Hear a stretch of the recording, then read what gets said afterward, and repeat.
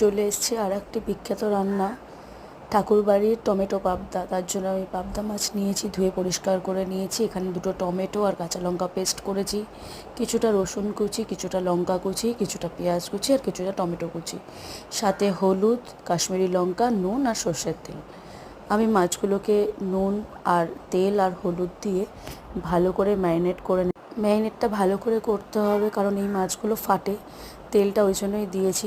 ভালো করে ম্যারিনেট করে আমি কড়াইতে তেল দিলাম, বেশি করেই তেলটা দিলাম, কারণ এতে জল পড়বে না খুব একটা, তাই তেলের ওপরে রান্না হবে। তেলের মধ্যে আমি মাছগুলো একে একে সব দিয়ে দিলাম। মাছগুলো বেশি ভাজা যাবে না, কারণ সামুদ্রিক মাছ, এগুলো খুব একটা বেশি ভাজতে নেই।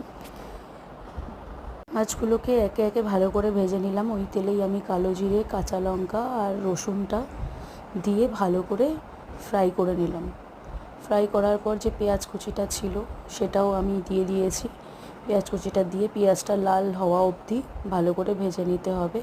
তারপরে যে টমেটো কুচিগুলো ছিল সেটাও আমি দিয়ে দিলাম এবং টমেটো আর পেঁয়াজটা ভালো করে ফ্রাই করে নিতে হবে। ফ্রাই হয়ে গেলে আমি যে টমেটো বাটাটা করে রেখেছিলাম কাঁচা লঙ্কা দিয়ে, আমি সেটা দিয়ে দিলাম।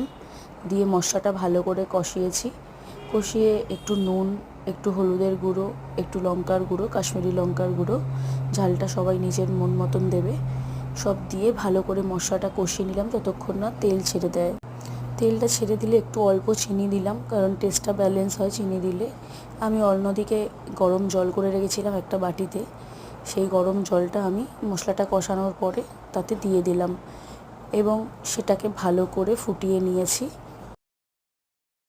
ফোটানো হয়ে গেলে আমি একে একে যে মাছগুলো ভেজে রেখেছিলাম সেগুলো আমি পরপর সাজিয়ে দিয়ে দেবো, কারণ এটা বেশি নাড়ানো যাবে না, কারণ খুবই অল্প জলের মধ্যে হবে।